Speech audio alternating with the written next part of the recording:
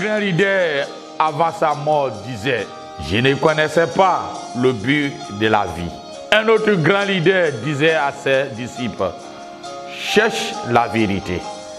Un autre grand leader de la masse disait à ses fidèles, avant sa mort, je ne suis pas le chemin. Mais Jésus a dit, je suis le chemin, la vérité et la vie. Nul ne vient au Père que par moi. Je vous salue par le précieux nom de notre Seigneur Jésus-Christ. Que la paix du Seigneur et sa grâce soient sur vous cet après-midi. Je vais continuer ce que j'ai commencé la semaine passée, la venue de Babylone, le mystère de Babylone, le mystère de Babylone. Lorsque nous lisons le livre d'Apocalypse, chapitre 17, versets 4 à 6, il nous dit ceci. Cette femme était vêtue de pourpre et éclatante, et parée d'or, de pierres précieuses et de perles. Elle tenait dans sa main une coupe d'or remplie d'abominations et d'impuretés de sa prostitution. Sur son front était écrit le nom, un mystère, Babylone la grande, la mère des impudiques et des abominations de la terre. Et j'ai vu cette femme ivre du sang des saints et du sang des témoins de Jésus. Et la voyant, il fut assis sur un grand étonnement. Lorsque nous lisons chapitre 12, verset 3 à 4, il dit, un autre signe parut encore dans le ciel, et voici, c'était un grand dragon rouge, ayant 7 têtes et 10 cornes, et sur les têtes 7 diadèmes.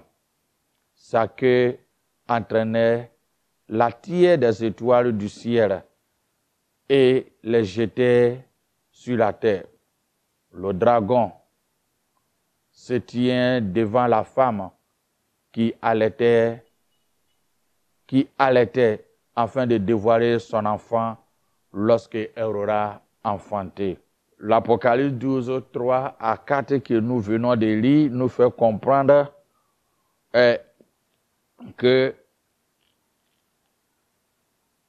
l'ange qui était apparu dans le ciel était le grand dragon, ayant des 7 têtes et des 7 cornes qui représentent les 7 rois, comme je viens de dire, ou les 7 empires, ainsi que les 7 nations.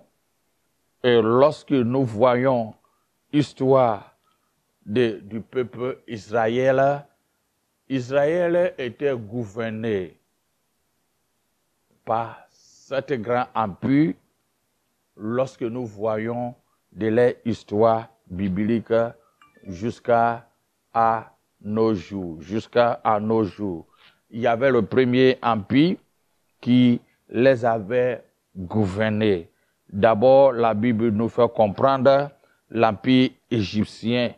Lorsque l'empire égyptien et Égypte étaient soit en même temps une nation protectrice ou réfugiée pour le peuple d'Israël, mais aussi d'un autre côté, c'était une nation de méchanceté et d'oppression.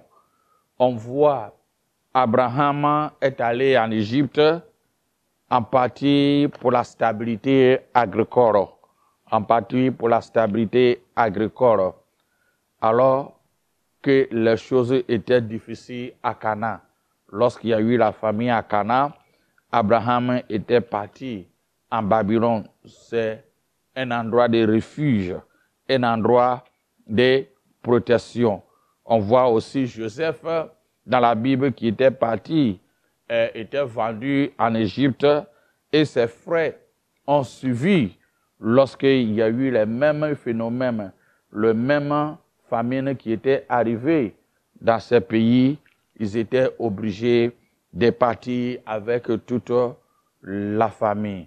Toute la famille.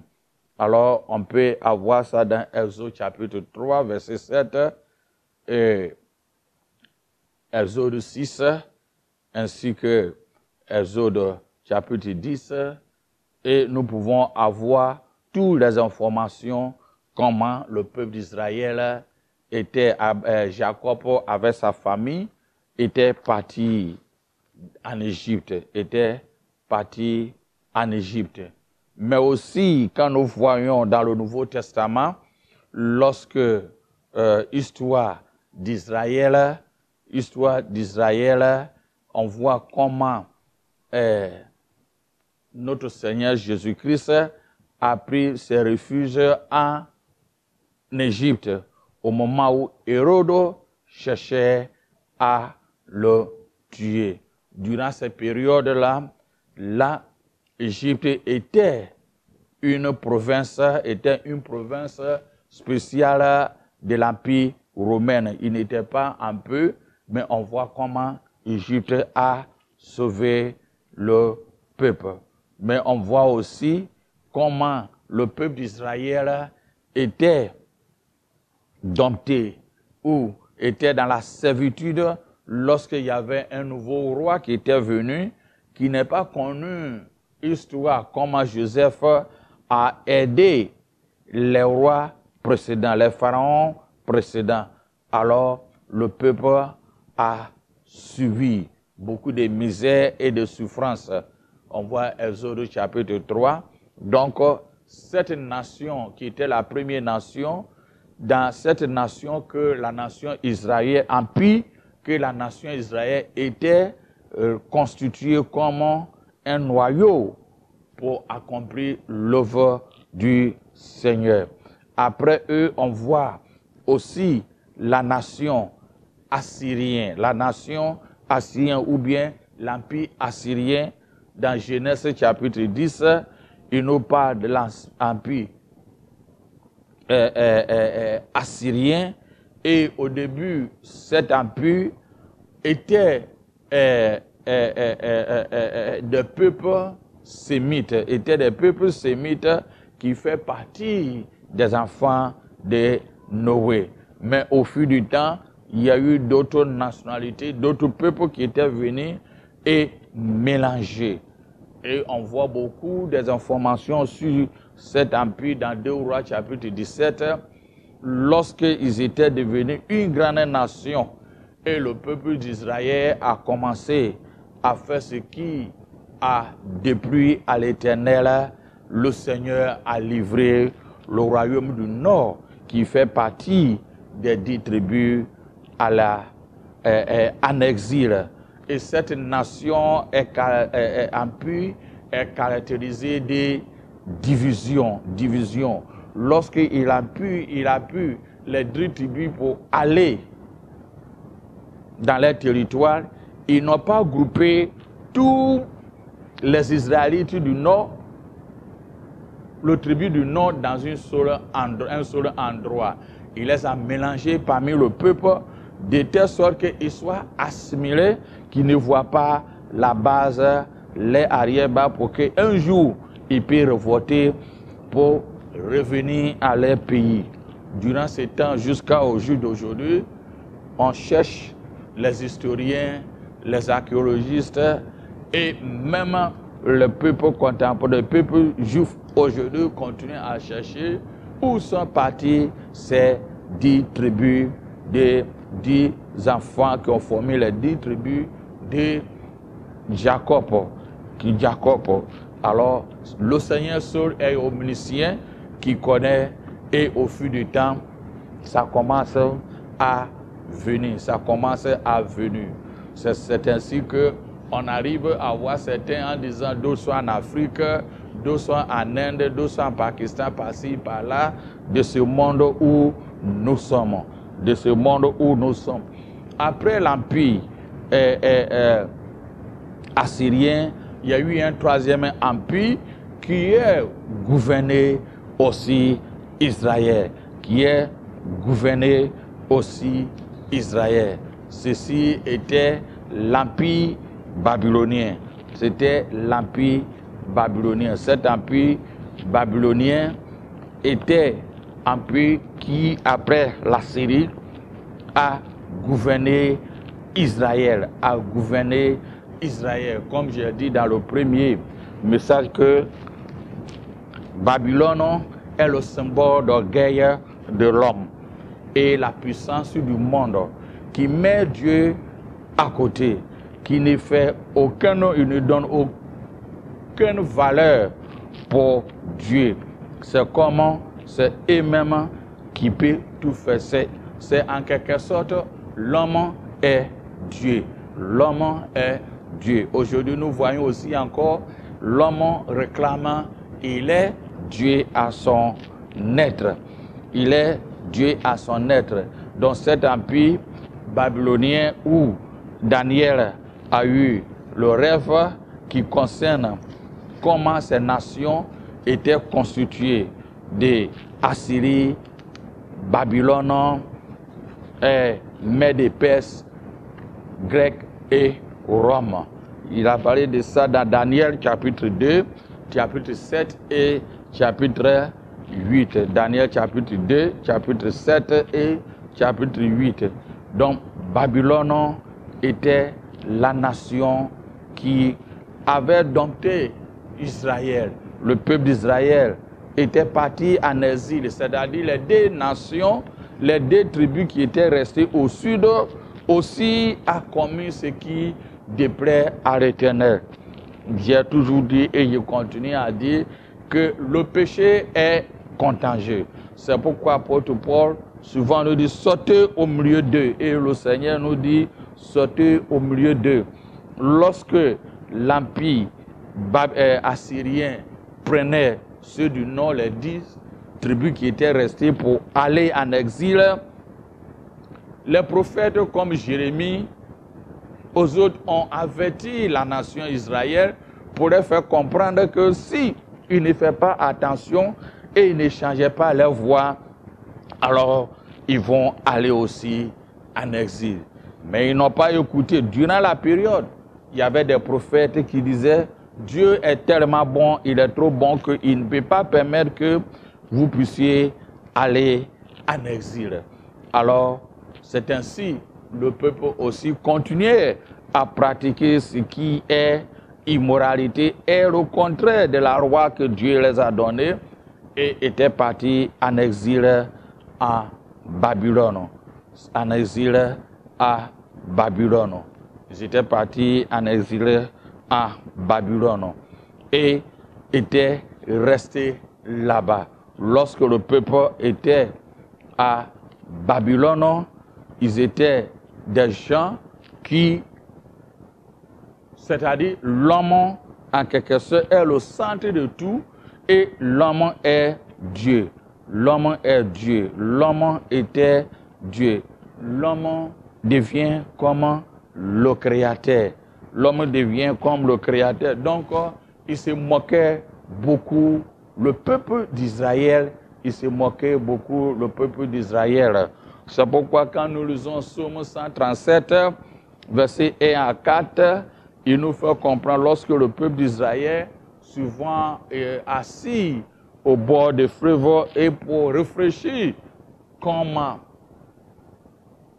les nations étaient détruites, et il vient et il dit au peuple, chante une petite chanson à l'Éternel pour que nous aussi nous puissions comprendre. Lisons ensemble Psaume 137, versets 1 à 4. Il dit ceci, sur les bords des fleuves de Babylone, nous étions assis et nous prions, en nous souvenant de Sion, c'est-à-dire Israël, au sol de la contrée, nous avions suspendu nos épées. Là, nos vainqueurs, c'est-à-dire les Babyloniens, nous demandaient des chants et nos oppresseurs de la joie. Chantez-vous quelques-uns des cantiques de Sion. Et on répond, comment chantions-nous des cantiques à l'Éternel sur cette terre étrangère? C'est comment tu as fait du mal. Et avec cette mal, tu as conduit à aller dans un couvent de vaudou. Et puis tu vois le prêtre ou bien la prêtresse vient et te dit, ah, loue ton Dieu au moment où tu es assis dans le couvent de vaudou. Et tu te dis, mais c'est comment on a mis le couteau dans ton ventre. Comment je peux louer le Seigneur en voyant cette atmosphère? C'est de pareil que les Babyloniens se moquaient du peuple Israël. Après l'empire babylonien, il y a eu l'empire des Mèdes et Perses. Mèdes et Perses étaient venus et Babylone a chuté après 539 ans avant Jésus-Christ. L'empire romain, la nation était tombée. Et les Mèdes et les Perses, la nation qui disait que c'est tout, est pour eux. En dehors de eux, il n'y a pas autre chose, était tombée. Maintenant, c'était arrivé la nation des Mèdes et des Perses. Les Mèdes et des Perses étaient la nation qui décourageait, l'empire qui décourageait beaucoup le peuple d'Israël et cherchait même à les exterminer. Quand nous lisons beaucoup l'histoire d'Esther, le livre d'Esther, on voit comment le gouverneur Haman avait comploté pour permettre que le peuple là soit détruit. Et s'ils étaient détruits, comment toi au monde allait avoir le salut? Dieu est au contrôle de tous les empires, de toutes les nations puissantes et de tout ce qui se passe dans ce monde. Donc après l'empire, comme on appelle, Mèdes et les Perses, durant cette période, Dieu a permis que le roi Cyrus II a donné l'occasion au peuple d'Israël de retourner en Israël pour construire. C'est à ce moment-là on voit les Zorobabel, Agé, Esdras, ils ont commencé à faire une réforme totale. Comment c'était fait que aujourd'hui ils aient eu parti en exil. Mais Alexandre le Grand a fait chuter le Mède et les Perses, qui fait le 5e empire, a fait chuter les Mèdes et les Perses. Il les a fait chuter. Et il a tendu son royaume de l'Occident jusqu'à même aller en Asie. Mais après peu de temps, il était mort jeune. Et son empire était divisé parmi ces 5 généraux qui avaient Cassandre en Macédoine, Lysimaque en Thrace, Antillon en Asie mineure et en Syrie. Il y avait Séleucus aussi en Babylone et en Perse. Polymée aussi en Égypte. Son empire était divisé parmi ces 5 généraux. Et toutes ces choses étaient prédites par Daniel, chapitre 2, chapitre 7 et chapitre 8. Mais après ça, durant les périodes de l'empire grec, c'est là l'humanisme et la philosophie étaient beaucoup développés. Les Grecs cherchent toujours à comprendre, à faire les distinctions. C'est durant les périodes, ils mettent le ciel et la terre, le haut et le bas. L'homme a 3 corps.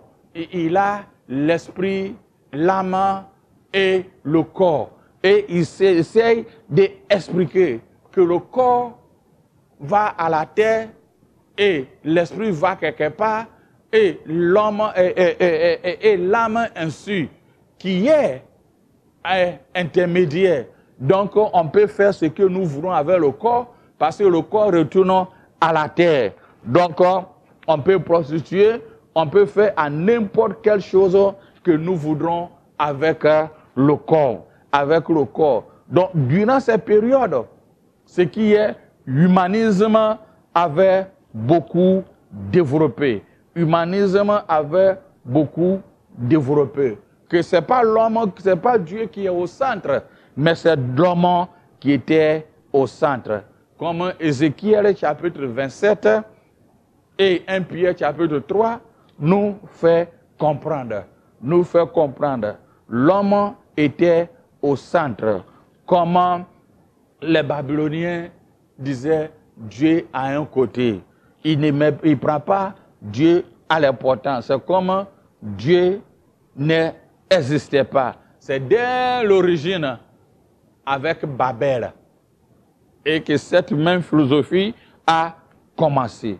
Donc, tous les 6 empires qui ont passé, comme j'ai dit, Égypte, c'est le symbole de protection et de refuge, ainsi que méchanceté et d'oppression. La Syrie était un empire de division. Les Babyloniens, empire Babylone, était une nation orgueilleuse, sans Dieu, et qui il voit que la puissance est l'homme à son propre Dieu. Et l'empire grec, c'est l'humanisme et la philosophie. Ce n'est plus Dieu qui est au centre, mais c'est l'homme. C'est l'homme. C'est ainsi, nous sommes arrivés au 6e empire, qui Jean nous a fait comprendre dans Apocalypse chapitre 12 qu'il y a eu un ange, il y a eu un signe paru au ciel. Et voici, c'était un grand dragon rouge ayant 7 têtes. Les 7 têtes représentaient les empires, les nations puissantes. Comme on peut, ceux qui ont une fois régné, quand on dit empire, c'est-à-dire ils règnent plusieurs nations. C'est comme on peut dire, dans ce monde actuel, on peut dire l'empire américain, les Américains règnent partout. Je prends un exemple comme ceci. Ils ont la main mise sur le monde à leur temps. Donc, les Romains, empire romain, lorsque l'empire grec tombait, ont envoyé ce qui est la tolérance. Ce qui est la tolérance, acceptation des uns et des autres, excuser, admis, pardonner, supporter les uns et les autres, sans problème. On voit ça dans Jean Daniel, comme j'avais dit, dans Daniel chapitre 7. On peut lire même un peu dans Daniel chapitre 7, verset 7. Daniel chapitre 7, verset 7 qui dit ceci. Après cela, j'ai regardé pendant mes visions nocturnes. Et voici, il y avait un 4e animal terrible, épouvantable et extraordinaire, et extraordinairement fort. Il avait des grandes dents de fer. Il mangeait, brisait, foulait aux pieds ce qui restait. Il était différent de tous les animaux précédents et il avait 10 cornes. Il avait 10 cornes. Apocalypse 13, verset 3 dit, « J'ai vu l'une de ses têtes comme blessée à mort, mais sa blessure mortelle fut guérie et toute la terre était dans l'admiration derrière la bête. » Vers le 4e siècle, l'Empire romain a commencé à s'effondrer. À s'effondrer lui aussi, miné par la corruption de ses dirigeants, gangrène de la querelle intestine et des rivalités. Et ne sachait pas ou plus maintenir la paix sur ses propres frontières. En l'an 70 de notre ère, la Rome empirait, renouvelait ce qu'il avait fait, ce qui était déjà fait en Babylone en son temps. Elle a détruit le temple qui restait à la fois l'identité nationale et religieuse du peuple Israël. Ce qui actuellement est le dôme des rochers qui est à la place de ces lieux-là. Rome avait imposé le culte impérial, c'est-à-dire il faut adorer les dirigeants. C'est les dirigeants qui étaient des dieux. C'est comme on peut dire adorer César, adorer. Même il y avait Dominicien, à son temps disait, il est le Seigneur et le Sauveur. À son vivant, tout le monde devait les adorer au culte impérial, personnel. Et il y avait des guides, des coopérations, des syndicats qui permettent que si tu ne rentres pas dans ces syndicats, tu n'as pas droit à faire du commerce. Et en rentrant dedans, tu dois confesser et adorer les empires. C'est-à-dire, comme on peut dire aujourd'hui, les rois ou bien les présidents. Alors que la parole de Dieu nous dit, adore uniquement le Seigneur. Adore uniquement le Seigneur. Babylone, qui était mentionné dans le livre de Genèse, avait son chef, Némérode. À son temps, a réapparu à l'Apocalypse, qui nous fait comprendre ce que nous arrivons maintenant. Qu'est-ce qui se passe aujourd'hui? Babylone le Grand, le mystère est réveillé. Aujourd'hui, Babylone le Grand disait, Dieu à côté. Il ne fait aucun cas de Dieu. Ils sont des moqueurs de Dieu. Or, qu'est-ce que nous voyons aujourd'hui? Les gens méprisent ce qui est la parole de Dieu, ce qui est la Bible, ce qui est Jésus-Christ. D'autres disent même il n'est pas existé, ainsi de suite. On ferme les églises, on piétine, on crée ce qui était fait à Babylone. Mais ça, il n'y a que le temps, les préliminaires. Parce que Babylone le Grand a fait même infiltrer dans l'église du Seigneur avec la corruption, avec la prostitution, avec la tolérance. Quand on tolère quelque chose, laissez faire. Donc, il n'y a pas de discipline, laissez faire. Il n'y a pas la loi, laissez faire. L'amour. Mais les gens oublient que il faut la vérité d'abord avant l'amour. Quand, je prends un exemple, quand on se marie sur l'amour, ton mariage ou bien une relation sur l'amour ne va pas loin. Il faut d'abord la vérité avant l'amour. Parce que si l'amour vient premièrement et après vous découvrez une vérité, la relation là commence à tendiner et ça brise. Mais c'est ça, le monde nous impose à vu que l'amour, il ne veut pas attendre la vérité, mais a vu que l'amour, la tolérance, mais la vérité c'est qui? Unique, Jésus-Christ de Nazareth. Je suis la vérité. En dehors de moi, il n'y a pas d'autre chemin. Mais on s'efforce pour qu'on dise que non, non, non, non, il n'est pas le seul chemin. Après lui, il y a d'autres chemins aussi qui étaient venus. Mais bien avant, l'homme parle par sa connaissance, par sa philosophie, par-ci, par-là. Peu importe ce que Babylone le Grand veut incorporer, nous devons rester fermes. Il est le chemin. Les gens polémiques, ils disent quoi? Il est le chemin. Il est la vérité. Tout doit être focalisé, centralisé sur lui. Babylone le Grand est déjà révélé. Est déjà révélé. Ce qui est Genèse, commencé par Némron, qui veut construire, atteindre Dieu, la sagesse, l'intelligence humaine, éloigner Christ, éloigner Dieu dans tout ce qu'il voulait faire. C'est pareil qui arrivait à nos jours. on essaie d'éloigner Dieu. L'homme croit avoir une connaissance supérieure en dehors de Dieu.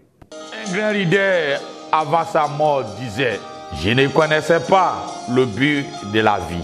Un autre grand leader disait à ses disciples, cherche la vérité. Un autre grand leader de la masse disait à ses fidèles, avant sa mort, je ne suis pas le chemin. Mais Jésus a dit, je suis le chemin, la vérité et la vie. Nul ne vient au Père que par moi.